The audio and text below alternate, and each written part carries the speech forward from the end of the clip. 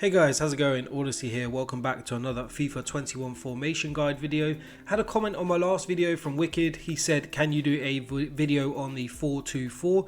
Sure thing. You know, it's a formation I use quite a lot and very comfortable with, so I'm more than happy to bring you this formation guide next. And if you want to see any formation or any tactic in particular, just drop a comment down below. You know, I reply to each and every comment I receive on my videos. So let's talk about the 4-2-4. It's a formation that I feel quite strongly about because it gets a real bad rap in this game. It's a formation that a lot of players never touch or go anywhere near because they think, well, four forwards, it must be a very attacking formation. It gets a bad rap for that. And secondly, the only time players tend to go to this formation is when they're losing the game. So they've already got, you know, a bad taste in their mouth and they're thinking, right, where can I, you know, last roll of the dice, what formation can I go to create a chance or two? Try this formation in the last 10 or 15 minutes. They use it, they misuse it, or they don't use it in the correct manner, should I say. And then they have a bad stigma attached to it and it's a bad formation, etc., etc. But you really need to change your outlook on the formation and really focus down on its strengths and double down on those strengths as well to really maximize your potential out of it.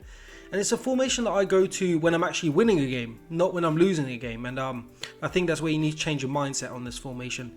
It's a formation I use when I'm 1-0 up in, say, the last 10 or 15 minutes and I'm looking to beat the press. I can see my opponent's gone to constant pressure and they're looking to really sort of win the ball high up the pitch and counter me. Your ability to turn defending into attacking is pretty much, I don't think there's any other formation that does it as well as this.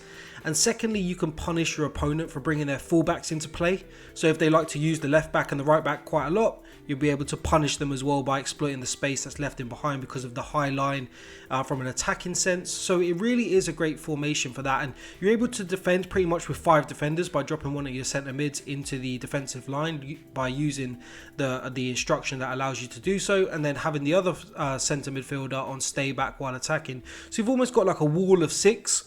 And then when you win the ball back, you can play it up into the target man or into the feet of Jadon Sancho in this case, that is going to be playing the false 9 position, and then play out to the wingers and exploit the space left by your opponent as they come forwards, looking to score a goal in desperation. So I promise you, if you start using this formation when you're actually winning a game, you actually have a lot more joy and see the real true ability, potential and strengths of it, as opposed to using it when you're actually losing a game, because I don't think it is the best formation for that instead.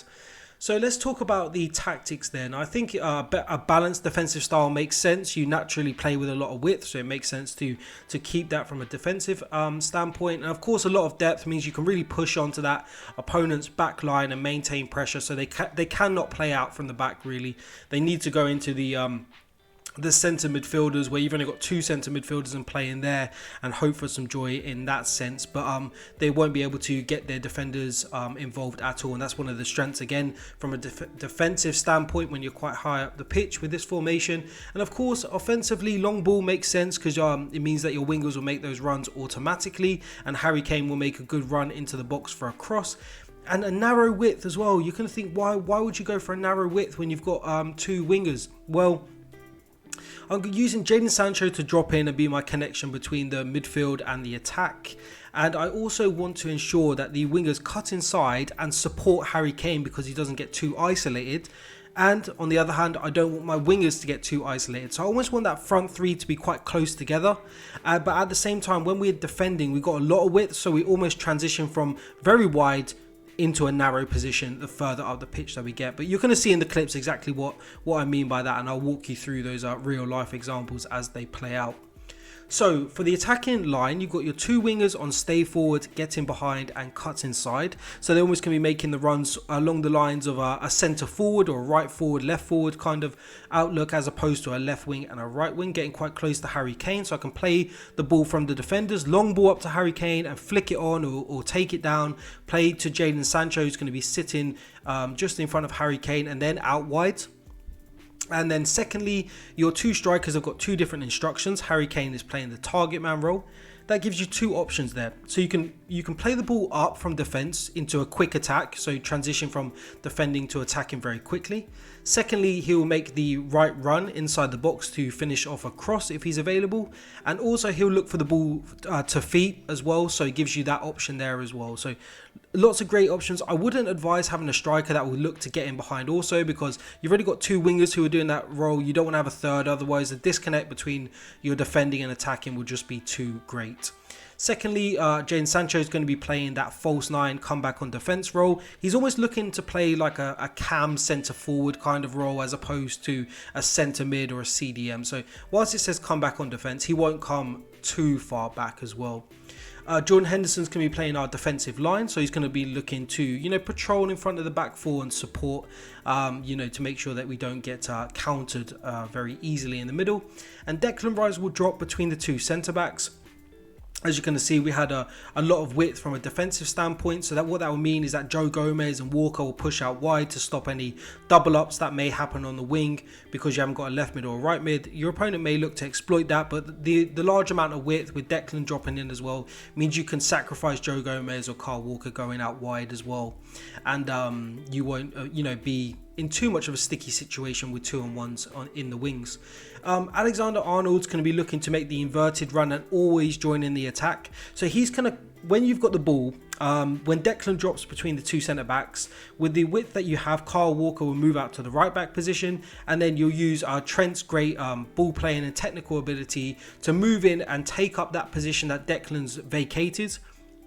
And he'll be able to support Henderson in the middle there as well by playing that sort of, technical ball playing role as well. So you don't sacrifice too much in terms of creativity. And at the same time, you've not got to always look towards Henderson as your option to connect your defense to attack, unless you don't play the ball, the long ball, shall I say, up to Harry Kane. So Trippier staying back while attacking. You always want to have at least a back three at any time, and then Declan dropping in, providing you with that back four. So you're not caught out defensively in any sense, especially when you go forward on the counter. So that's how it kind of lines up from a 4-2-4 perspective. But you got to remember, the transition between a number of different formations happens very seamlessly as you get up the pitch. So if you're attacking very quickly, you're looking along the lines of a 4-3-3 attack and then into a 4-3-2-1-esque type of formation.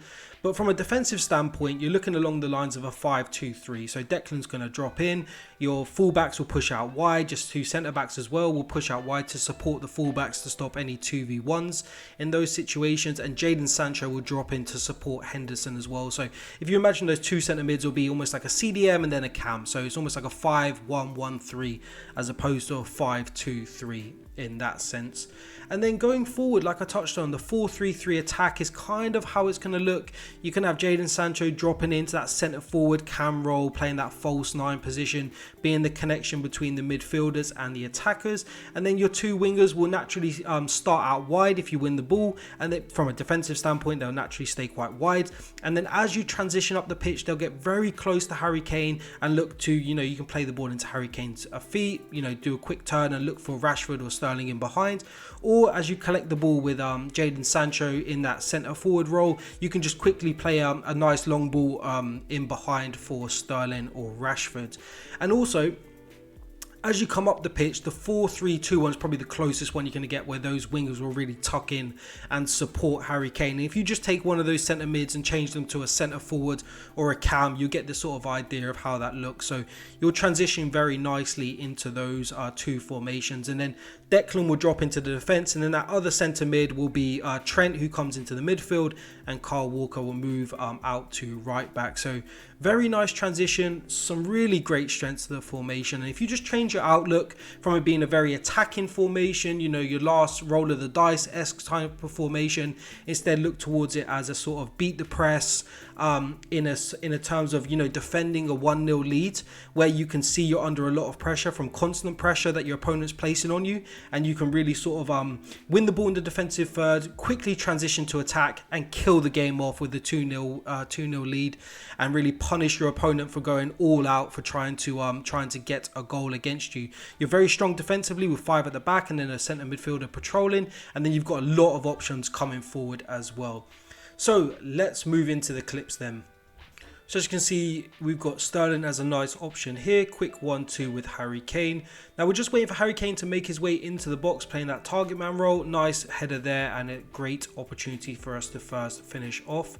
Starting a nice attack at the back here, just looking for our options. Sancho's dropped quite deep. As you can see, he's playing that false 9, come back on defense position, allowing us to connect the midfield to the attack. Nice ball in behind for Rashford. And again, Harry Kane, target man option available to us in the box. When he's there, you know, he's very deadly in the box as well. And it's a nice option for us in this formation. We're able to attack the wing very quickly, punish our opponent for trying to come out and press the ball in that situation. Nice options for us inside the box. We can just quickly cut back. Nice ball into the back post for Rashford, and all day long, you know, check out the crossing guide if you need a bit more support with crosses. This formation really does benefit from having that option available to you, so you can sharpen up your skills. Check out my tutorial if you need some support with that. Harry Kane dropping in, collecting the ball, playing that target man role. Sterling here as an option. Nice lofted ball, and we use the LB cross in that situation to play a nice lofted ball in. And then here we come forward, press the ball, Kyle Walker there being an option for us, into Harry Kane again, playing that target man. Sterling in behind, just starting to get the idea of what we're able to do in this formation. Look for the ball in behind to our wingers, quickly transition from defense into attack, and punish our opponent for the press. As you can see here, we're winning 3-0. Our opponent's gone all out trying to beat some constant pressure. Nice easy transition, and we're able to finish off the chance very nicely. You're going to be able to punish the press very easily in this formation. Great formation for allowing you to do so. Rashford making his way forward, punishing again the fullback out of position, and you're always going to be looking for those balls in behind. It's either going to be Harry Kane dropping into the target man role, or it's going to be Jadon Sancho playing that false 9 position for you. Again, Jadon Sancho making the late run into the box this time. Very nice finish from him also. Sancho's dropped deep for us here, playing that false 9 position. And there he goes. Sterling's in behind. You know, cut inside allows him to play quite narrow. So, you know, you're able to create those sort of opportunities through the middle. You've not always got... As you can see, he starts quite wide and then moves into the middle. That's what you're looking for in that case. So, you know, you can go into goal. Again, started quite wide from Sterling and then moves in again, allowing you to have a nice option going forward, and you can finish that off very nicely. Great formation again for counter-attacking play. So coming forward here with Trent, nice ball into Rice there. Looking at options available to us. Harry Kane's asking for the ball in the feet, but we've got a nice run with Rashford in behind. Again, little dink just into Harry Kane, and again a great finish from him from a few yards out. Easy goal, and pretty much as easy as you like there. Opponent coming forward, we're able to just, a lot of pressure there. As you can see, he's got a lot of bodies around us, no trouble whatsoever. We'll just play the ball long into Sterling. Again, Harry Kane's asking for the ball into feet, and now look, we've gone from defending into attacking in a matter of seconds, really, with 4 attackers. Great formation again for beating the press and for catching our opponent out if they come and overcommit in an attacking sense. Harry Kane's always your option as well. So, you know, you've always got Jadon Sancho dropping in from a midfield standpoint, or you've got Harry Kane available to you as well from the target man if you happen to bypass Jadon Sancho. So don't worry about about not having enough options through the centre. And then if you're looking out wide, you've got those options of playing the ball in behind as well and exploiting the space. So it all depends. As you can see here, lots of pressure our opponent's placing in the middle of the pitch. That's fine by us. We'll just go out to our fullback and we will finish off a nice easy chance by our wingers getting in behind there. Again, our opponent coming forward, he's got quite a few men breaking. His fullback is well out of position, and there we go. Nice one. It's almost like just 2 passes and already you're in a real bad spot, and there it is. You know, you're 1-0 down before you even know it, because you just tried an attack here with your fullback coming forward. Again, his fullback is pushed out of position. He's leaving 2 centre backs back there. He's doing some nice build-up play. You know, we're happy for him to have the ball in that situation. We know we can quickly change this from defending into attacking with just 1 pass, 1 long ball, flick on with Harry Kane, and there it is. You know, and for me, that's a beautiful goal. You know, I honestly love to score goals like that in this game. It shows a real skill. It's not by luck. We set our team up to play in this manner, and that we execute the plan perfectly. Again, you know, his fullback got forward there, 1 or 2 passes. We're in at the back line. We're assessing our options. 1 pass, 2 pass. There comes Sterling to support, starting out wide, making his way into the centre, and a great finish from him also. He's trying to cross the ball in. you know, Jadon Sancho's just sitting there. He's playing that false 9 position. One ball up the pitch. Nice control from Harry Kane there. Henderson's coming to support into Jadon Sancho, assessing our options in front of us. One ball into Harry Kane. Come back. We haven't got any options there. He's playing a very narrow back line here, so he's a bit harder to break down through the middle, but that's fine. We'll go out wide and then come back through the centre after the space has been created, after we pulled his centre backs out of position. Again, our opponent coming forwards, snap the ball up with Trippier there. 1-2 available to us into Sancho, dropping in deep, and then in behind for Sterling. We're going to just whip the ball back, cross to the back post, and Harry Kane is always going to finish those off. So I hope you've enjoyed today's formation guide. Be sure to drop a comment down below and let me know what you would like to see on the channel going forward. But as always guys, have a great evening and take care. I will catch you next time.